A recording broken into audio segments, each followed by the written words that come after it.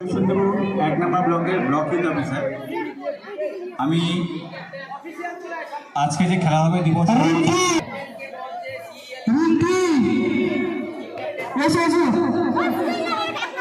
আজকে পশ্চিমবঙ্গ সরকারের যুব কল্যাণ না হলে এইভাবে এই অ্যাটমসফিয়ারে কখনোই এরকম আমরা দেখতে পেতাম না।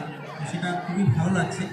বিশেষত আমরা এমন একটা সময় এই আমাদের খেলা হবে দিবসটা অনুষ্ঠিত হতে চলেছে, সেটা হচ্ছে জাস্ট আমাদের জানি 2024-এ যে অলিম্পিক সদ্য সমাপ্ত হলো। অনেক স্টুডেন্টস আছে যারা অনেকেই হয়তো অলিম্পিক্স খেলা দেখে থাকবে, যদিও ভারতবর্ষের ফল অনেকটাই হতাশাজনক তুলনামূলক অন্যান্য দেশের পরিপ্রেক্ষিতে, তবুও আমাদের উৎসাহ রাখতে হবে।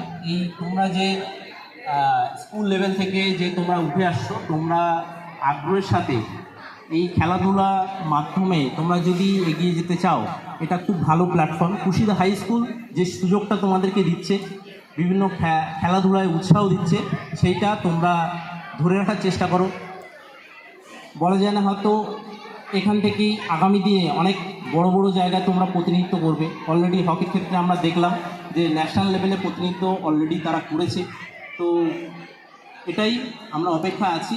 আগামী দিনে আমরা অনেক ভালো ভালো খেলোয়াড়কে দেখতে পাবো কুশিদা হাই স্কুল থেকে, এবং সংলগ্ন অন্যান্য যে হাই স্কুল আছে বড়ই পদ্মমণি, তারাও আজকে খোখো খেলায় পার্টিসিপেট করছে। তো সকলের উদ্দেশ্যে আমি বলছি যে উৎসাহ রাখতে হবে, খেলাধুলায় চেষ্টা চালিয়ে যেতে হবে। আর তার সঙ্গে এই উৎসাহ দেওয়ার জন্যে আমাদের যে অ্যাডমিনিস্ট্রেশনে আমরা যারা আছি, আমাদের বিও সাহেব আছেন, ব্লক লেভেলে আমরা আছি, সর্বোপরি স্কুলের মাস্টারমশাইরা আছেন। এবং খুবই ভালো লাগলো যে আমাদের এখানে গেমস টিচার যিনি আছেন মাস্টারমশাই, ওনার উৎসাহ দেখে সত্যিই ওনাকে সাধুবাদ জানানো উচিত।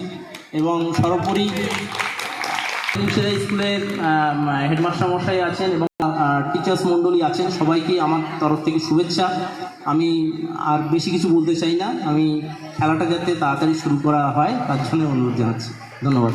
ধন্যবাদ জয়েন্ট ভিডিও স্যারকে। এবারে আমরা বড়ই